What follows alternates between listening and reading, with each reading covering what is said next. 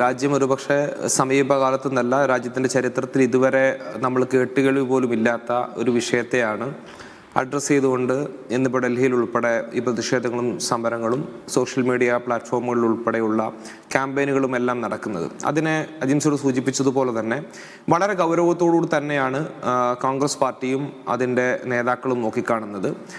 ഈ പറഞ്ഞതുപോലെ രാജ്യത്തിൻ്റെ വിദ്യാഭ്യാസ മേഖല ഒരു പ്രതിസന്ധി നേരിടുന്നു. അതിനെതിരെ ഈ പറയപ്പെട്ട CJP എന്ന് പറയുന്ന ഒരു മൂവ്മെൻറ്റ് ഉയർന്നു വരുന്നത് ഏതെങ്കിലും തരത്തിൽ ഒരു കൃത്യമായ പ്ലാനിങ്ങോട് കൂടിയല്ല. അവിചാരിതമായി തന്നെ സുപ്രീം കോടതി ചീഫ് ജസ്റ്റിസിന്റെ ഭാഗത്തു നിന്നുള്ള ഒരു പരാമർശത്തിന്റെ ഫലമായിട്ടാണ് ഈ ഒരു സോഷ്യൽ മീഡിയ പ്ലാറ്റ്ഫോം തന്നെ ഉദയം ചെയ്യുന്നത്.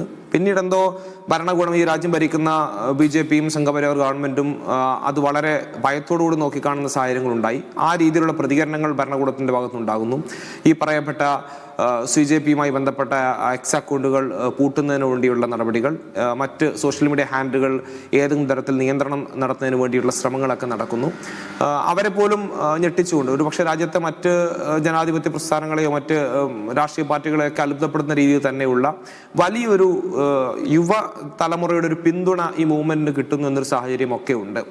അങ്ങനെയൊക്കെ നിലനിൽക്കുമ്പോഴും ഞാൻ നേരത്തെ സൂചിപ്പിച്ചതുപോലെ ഇവർ ഉയർത്തുന്ന ആ മുദ്രാവാക്യം പൊതുവിൽ ചൂണ്ടിക്കാണിക്കുന്ന പ്രശ്നം ഈ രാജ്യത്തെ വിദ്യാഭ്യാസ മേഖലയുമായി ബന്ധപ്പെട്ട് തൊഴിലില്ലായ്മ ഉൾപ്പെടെയുള്ള വിഷയങ്ങളുമായി ബന്ധപ്പെട്ടിട്ടാണ് എന്നുള്ളത് വിഷയത്തിന്റെ ഗൗരവം വർദ്ധിപ്പിക്കുമ്പോൾ തന്നെ വളരെ കരുതലോടുകൂടി തന്നെ ഇത് ഏതെങ്കിലും രീതിയിൽ ഈ ഇത്തരം വിഷയങ്ങളിലും ഇത്തരം മൂവ്മെന്റുകളിലൊക്കെ ചില നുഴഞ്ഞുകയറ്റക്കാരുണ്ടാകാം. അങ്ങനെയുള്ള ഒരൊറ്റയടിക്ക് ഇതിന്റെ എല്ലാ വശങ്ങളും പരിശോധിച്ചതിന് ശേഷം മാത്രം കൃത്യമായി ഇവരുന്നയിക്കുന്ന മുദ്രാവാക്യത്തോട് യോജിക്കുമ്പോൾ തന്നെ ഏത് രീതിയിലാണ് ഇവരുടെ മുന്നോട്ടുള്ള നടപടി. നമ്മളൊരു സോഷ്യൽ മീഡിയയിൽ കണ്ട ഒരു കാര്യം ഇന്ന് ജന്തർ എത്തി ഒരു പരസ്യ പ്രതികരണങ്ങളെത്തും പ്രതിഷേധങ്ങളിലേക്കൊക്കെ എത്തുന്ന സാഹചര്യം ഉണ്ടായി.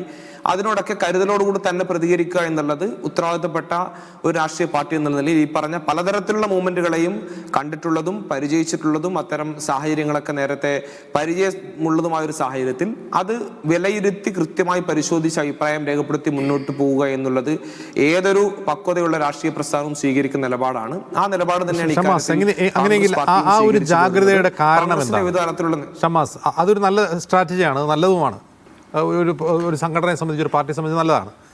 ഈ ഒരു മൂവ്മെന്റിൽ നിങ്ങളാ കാണാനുള്ള നുഴഞ്ഞുകയറ്റം അല്ലെങ്കിൽ മറ്റെന്തെങ്കിലും സ്ഥാപിത താല്പര്യങ്ങൾ അതെന്താണ് എന്നുള്ളത് പ്രധാനമാണ്. കാരണം ഇതിനു മുമ്പും നമ്മൾ കണ്ടിട്ടുണ്ട് രാജ്യത്ത് ഇത്തരത്തിലുള്ള സിവിൽ സൊസൈറ്റി മൂവ്മെന്റുകൾ, ഇന്ത്യ അഗൈൻസ്റ്റ് കറപ്ഷൻ പോലുള്ള മൂവ്മെന്റുകൾ. ഇന്ത്യ അഗൈൻസ്റ്റ് കറപ്ഷനൊക്കെ പിന്നെ എന്തായി എന്ന് നമ്മൾ കണ്ടതാണ്.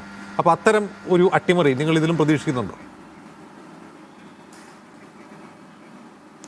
അല്ല, ഇതിനകത്ത് ചില കാര്യങ്ങൾ ചിലപ്പോൾ മോദി ഗവൺമെന്റിന്റെ ഒരു കാലഘട്ടത്തിലുള്ള അവരുടെ ഒരു രീതിയും അവരുടെ ഒരു സംവിധാനമൊക്കെ ആലോചിച്ച് നോക്കിയാൽ നമുക്ക് ചില കാര്യങ്ങളെങ്കിലും സംശയത്തോടെ അല്ലാതെ നോക്കിക്കാണാൻ വേണ്ടി കഴിയില്ല. മറ്റെല്ലാ തരത്തിലുള്ള പ്രക്ഷോഭങ്ങളെയും പരിഹസിച്ച് തള്ളുന്ന അല്ലെങ്കിൽ അതിനെ വളരെ പുച്ഛത്തോടുകൂടി നോക്കിക്കാണുന്ന ഒരു സാഹചര്യം വ്യത്യസ്തമായി പ്രതിഷേധിക്കാനുള്ള ഒരു സാഹചര്യം പോലും ഇന്ന് ഒരുങ്ങുന്നു എന്ന് പറയുമ്പോൾ പോലും ഇതിന്റെ മറ്റു ചില വശങ്ങളെക്കുറിച്ച് ചിലപ്പോൾ സംശയിച്ചു പോകും. എന്നിരുന്നാൽ ഞങ്ങൾ സതുദ്ദേശത്തോട് തന്നെയാണ് അതിനെ നോക്കിക്കാണുന്നത്.